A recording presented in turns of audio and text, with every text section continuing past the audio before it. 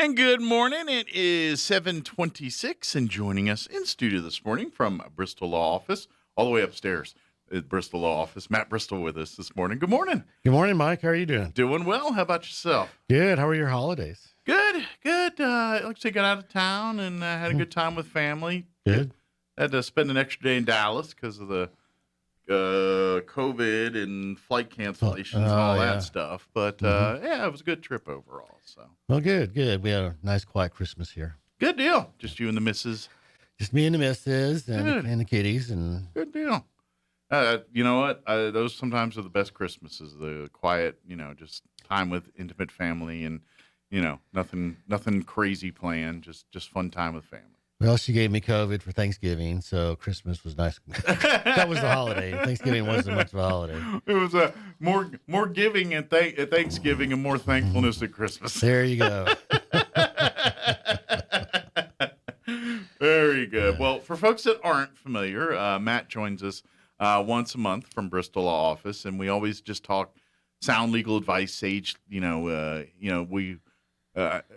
think sometimes we all think we're lawyers, but none of us really, unless you can get a law degree watching television, most of us aren't law experts. So sometimes we know just enough to be dangerous sometimes, and so Matt's here to kind of make sure the information you do have is good information, not something you learned off of Law and Order SVU or something. Or from your neighbor. Oh, my gosh.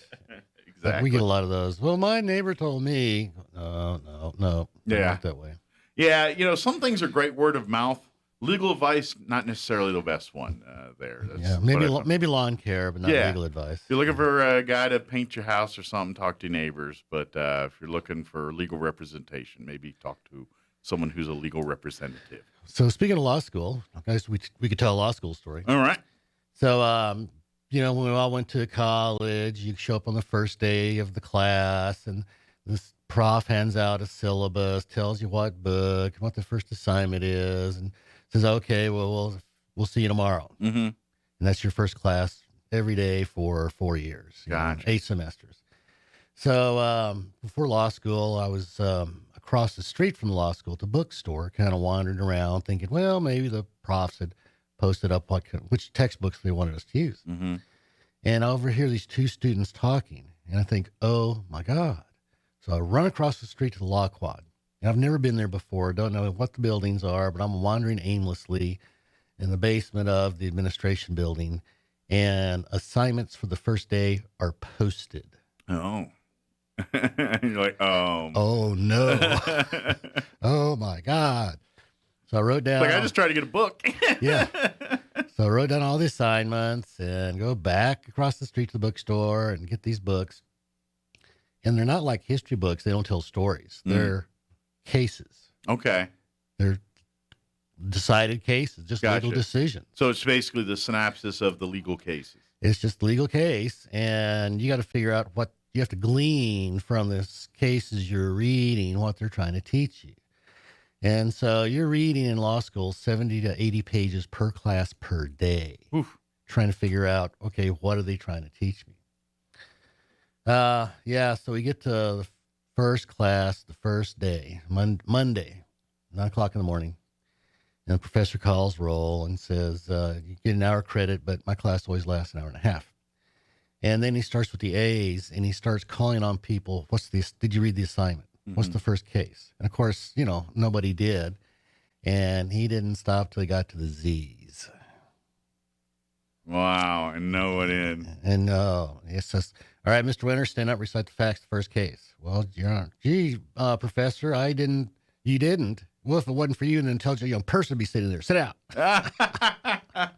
So you think he intentionally did this as your eye-opening welcome to law school, Every class the first day did that. Yeah. Every class the first day. Oh, my God. We had people losing their breakfast. Sure. I guess they're trying to separate the serious from the just doing it because that's what their parents want them to do kind of thing, I guess. It was like step on the gas, 100 miles an hour, rock and roll, here we go. So we've been in class like 4 weeks, no exams, 5 weeks, no exams, 6 weeks, no tests. We're all starting to sweat bullets, So finally one day I raised my hand and professor calls on me. I said, yeah, when are we having our first test? He says, oh, you have a semester final. It's cumulative. That's it. Oh, wow. That's the only test. So you got all this case study and then one shot to get through the test at the end there. One Wow. shot. That's it. Wow. Yeah, no pressure. Yeah, no kidding.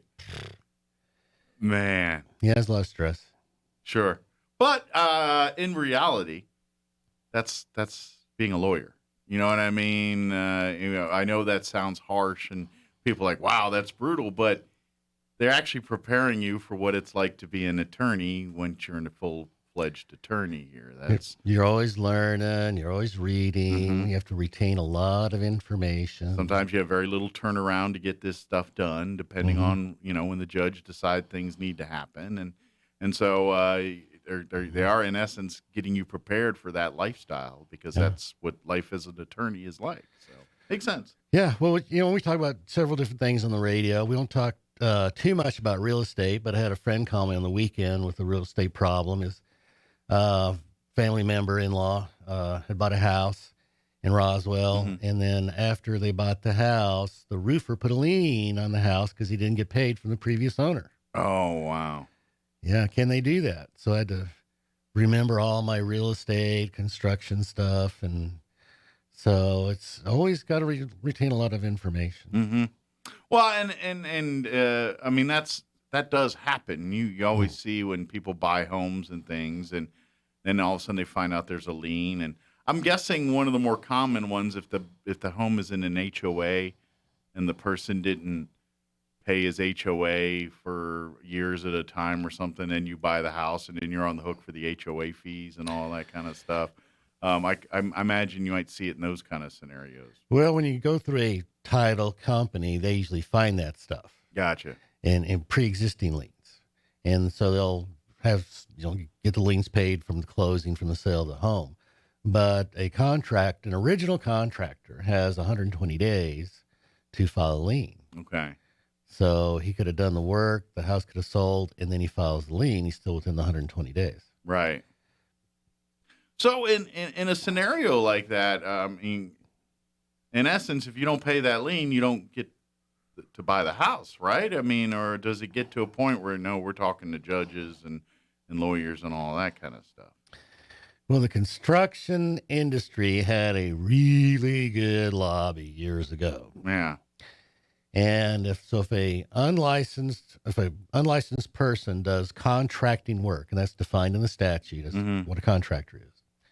If an unlicensed person does contracting work, they're not entitled to be paid for the labor or the materials. Okay. If they're unlicensed. If they're unlicensed. Gotcha. So in this case, roofer was probably licensed, don't know, but, it's kind of a shock to all of a sudden get something in the mail that says, I just put a lien against your house because the previous owner didn't pay me. Mm-hmm. And so my friend was asking, well, gee, can they really do that? And the answer is, well, yeah, because the improvements went to the real estate and the liens against the real estate. Right. So you're asking, do we get the law involved, judges and things? And the answer is, well, maybe, maybe not, because that by statute, if that lien is not somehow enforced within 2 years, it just goes away. Sure. It just disappears. Sure. Is there an argument for the homeowner that says, well, I've already paid for this when I bought the house, therefore you need to get that money from the person I bought the house from? I mean, is that a legal argument there? I mean, in theory, if it's something you bought that raised the value and in essence, oh, I paid more money because it has a new roof on it. I've already paid for this. You need to get that money from the person that I bought the house from. Is that an argument there or no? The probably would not prevail. The improvements were made to the real estate. The lien is against the real estate. So let's take an example. Okay. So you guys are leasing the building, and you decide you want more windows, so you hire somebody to put in some more windows and don't pay them. Mm-hmm. They can put a lien against the building, even though the building owner did not ask for the improvement. Gotcha. Because the improvement was on the real estate, the building. So in our homeowner example, it's the roof was an improvement to the house, the lien goes to the house regardless of who owns the house. Mm-hmm. So it's a round robin. Actually, you're going to get 3 people involved in the lawsuit. You're going to get the Gotcha. contractor, the seller, and then the new homeowner. Mm-hmm. I'm guessing, and obviously it goes to a case-by-case scenario, but I'm thinking if you can prove in your case that, no, I said I wanted the roof fixed and I paid an additional 10 grand to have the roof fixed. This guy fixed it but didn't pay you. I paid 10 grand extra to do this. Get the money from the other guy. I imagine, case by case, but you could probably make that argument if in fact that was done in the negotiations of this said property and that work was done. Yeah, that argument. Yeah. Yeah, but obviously that's a case by case Yeah. scenario. Yeah. The seller of the home lied to me, committed fraud. Yeah. But so here's the funny thing is those insurance checks usually come in the name of the homeowner and the mortgage company. Okay. And so the mortgage company makes sure that the roofer gets paid. Sure. So where'd that check go? So that wouldn't happen in theory if people were on the up and up from the get-go. Yeah. So what happened to the insurance check? Was it mailed to the mortgage company or not? If it was, who signed it on their behalf? Sure. But then again, we talk about contractors and things, and this is just not sage legal advice. This is just good life advice. Do your homework whenever you do hire a contractor to do your work on your home. Make sure they're licensed. We have some good roofers in town. Mm-hmm. Years ago, I had a phone call and somebody wasn't happy with the roofer and immediately launches into this story and trying to get me sympathized with them or something and how horrible the roofer was. And I'm like, whoa, back up. So who's the roofer? Mm-hmm. And so he told me who it was. And I said, they don't do bad work. So tell me more. Yeah. Well, it turns out the homeowner goes on the internet, reads about roofing, and suddenly is expert. Uh-huh. And is trying to tell the roofer how to do his job. Yeah. No. Yeah. Unfortunately, the internet can be a valuable tool, but it also can be make experts out of people that aren't experts in what they think they're experts in. So for the new year, let's all resolve to have a little bit more common sense. I love that one.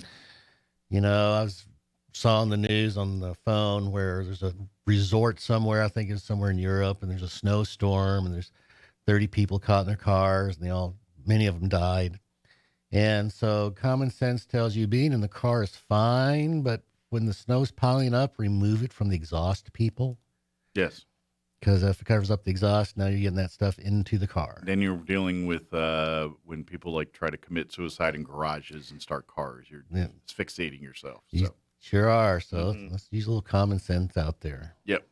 Well, it's just like your home.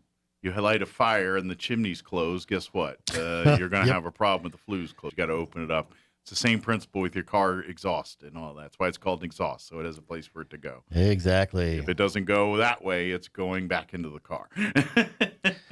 Let's all try to have a little common sense this year. Yeah. I think we all ought to resolve to be a little kinder, a little gentler. Especially in the last 3 years here with COVID, we've kind of built walls around ourselves, and if anybody... You know what I mean? We tend to circle the wagons a little bit, and I get that. That's what we do. But we all sit on the same patch of dirt here. Let's all get together and understand, and we can all live and let live and get along. Even if we don't agree with someone's choices, we can still agree to disagree and live our lives happily. Few of us are going to have the ability to change the world, and so my view is, well, let's just change our little corner of it and improve it.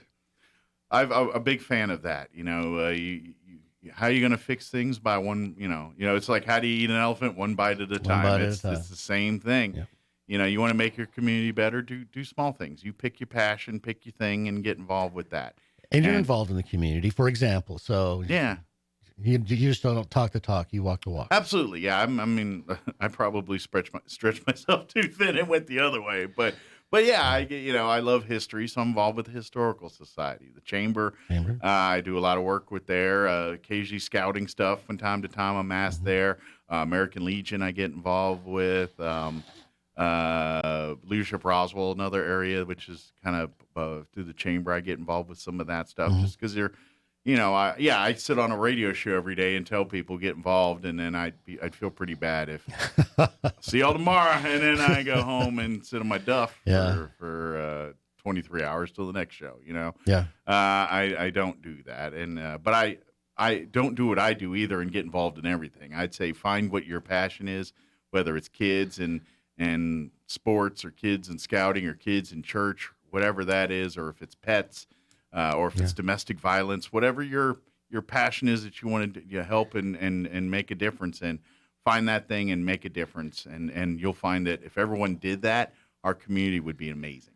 Like you say, one bite at a time, and it makes a difference when everybody chips in. Absolutely, yeah.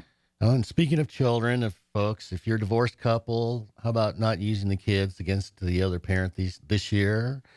We see not a lot of that, but a fair amount of one parent using the kids against the other, or sent messages, or they're an hour late all the time without calling or letting somebody know. And so let's just kind of make the world a nicer place this year. Absolutely. When you think about that, and I know the parents' intent is to get at each other with that kind of thing, but what you're really doing is you're messing with the kids. Indeed. And okay, and I don't care what age the children are, whether they're quote unquote young or mature enough to handle these kinds of things. Either way, you're sending the wrong message there. It's just a never good idea to try to pit the kids against the parents. You want the kids to respect both sets of parents equally here, and you want that and I know you may have your differences with the spouse there, but try not to let that bleed over in the kids' relationship with that spouse, because at the end of the day, it's going to make it worse for everybody. Your differences with your spouse, keep them between you and the spouse. Try to do everything in your power not to let that matriculate into the rest of the family. Yep, that's very good advice, Mike. Yeah. So a part of resolutions, I think, is people should start making sure their own affairs are in order. If they've got, if you got young children, you need a will for who's going to raise those young children. If you're a single adult, or your children are single adults, you need to get a medical power of attorney, because without it, your kid goes in the hospital, and it's a pretty horrible thing not to be involved in healthcare. Absolutely. And especially, and I know COVID, this and that, but sometimes you can't even be in the room for this kind of stuff. And so you want to make sure now more than ever that those things are in order, in case you're like, you can't even be in the room to make that decision.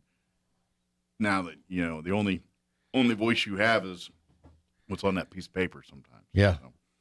Yeah. So I think everybody needs to get their affairs in order, treat business like business. If you haven't started your retirement contributions before now is a good time to start. Yeah, I know we always think at the beginning of the year or end of the year with taxes and all that kind of stuff, but this is really that time to start thinking about, what do I have for the future? How do I do? Maybe I should need to talk to someone about that. Sit down with a financial planner or something like that. I know Matt here is a lawyer and he talks legal stuff, but they kind of do go hand in hand in some things. So when it comes to your money and all that, talk to the tax, the accountant, those legal experts. Make sure your affairs in order.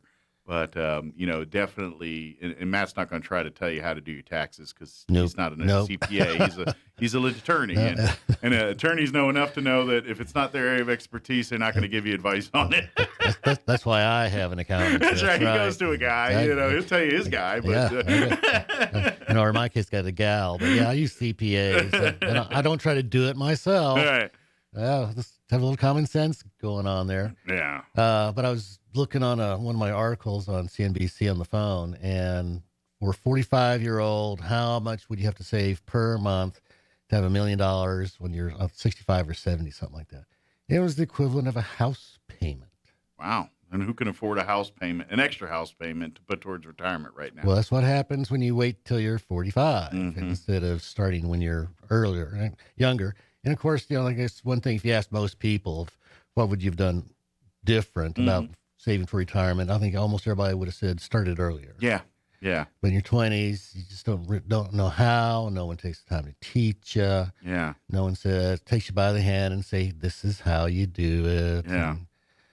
I almost think, and this is a great service that parents do for kids, but I almost think you almost need to educate them in that process. You You know, do. where people set up like funds for college or, something to get them started in their world when they do reach their independence and adulthood and things like that. Yeah.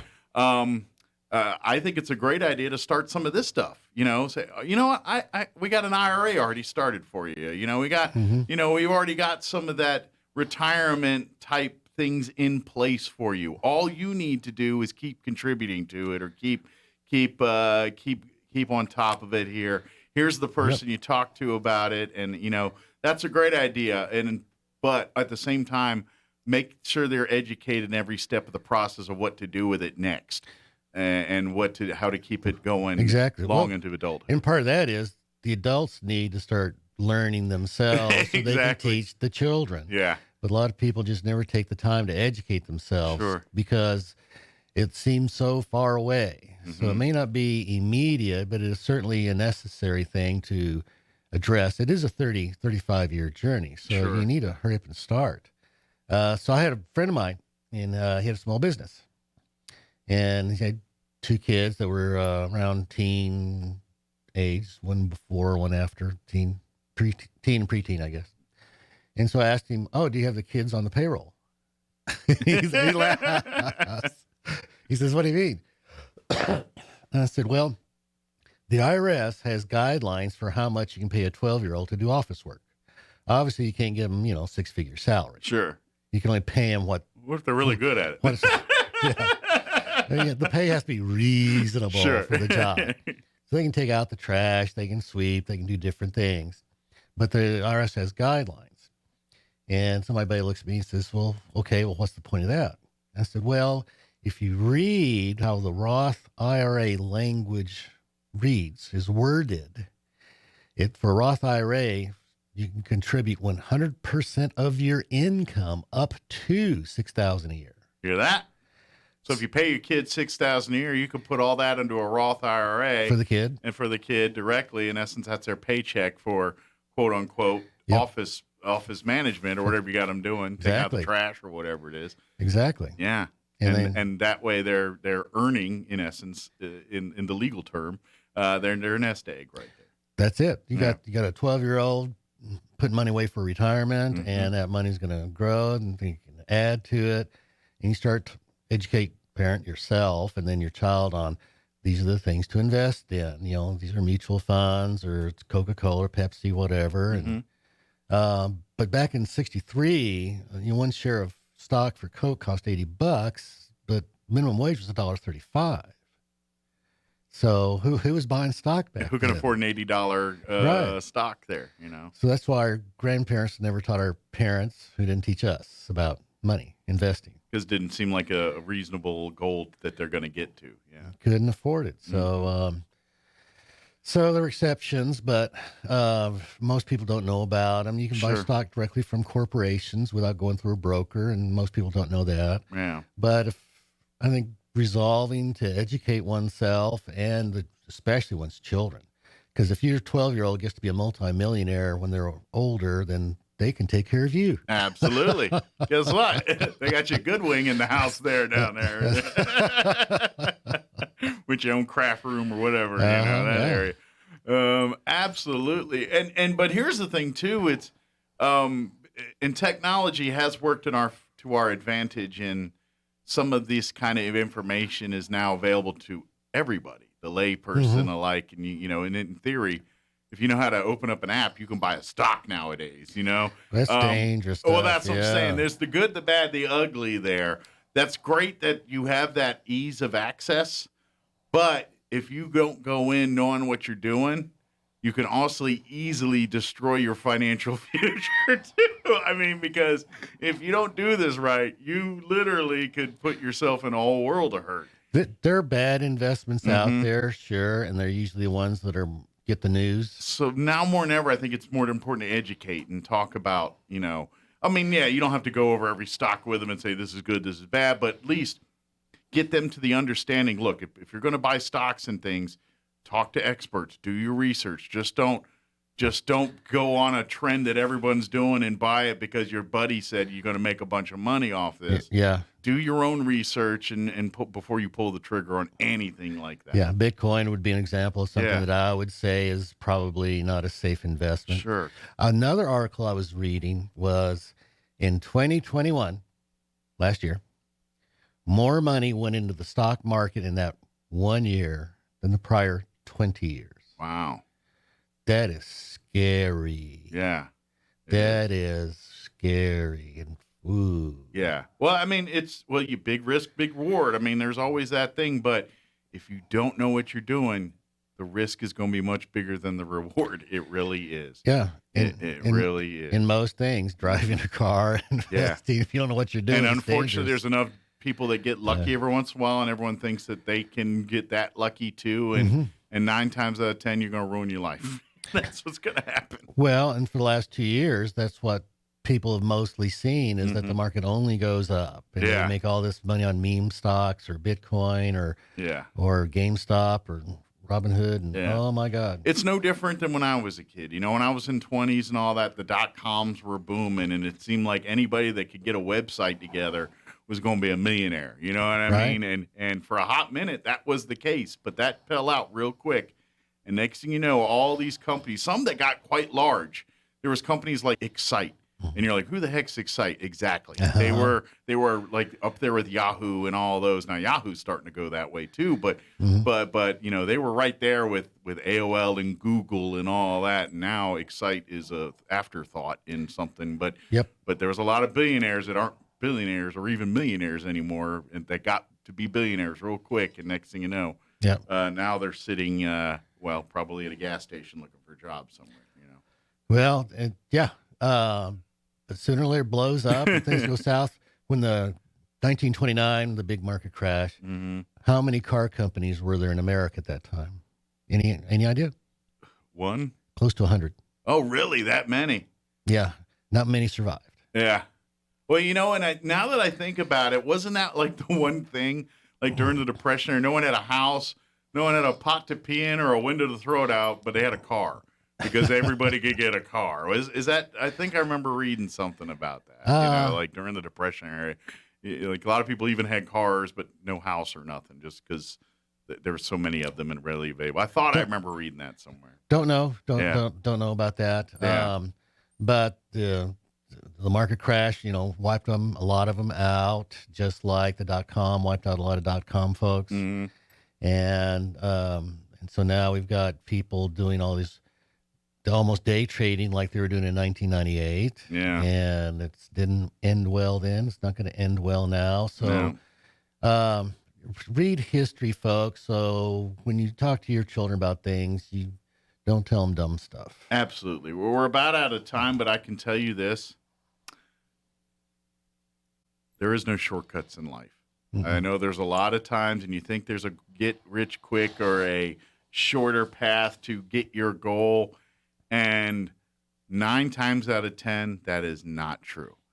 The only way, the way to do it is the hard way. Yep. Dedication, hard work, do your time, do your studying, do your due diligence. Yep. And then and only then you're probably got a good chance of coming out successful. Very true. Very true. Yep, it's just a life you're going to learn that hard lesson in many different facets. You're going to be watching TV and think there's some magic drug that's going to make you lose 10 pounds overnight.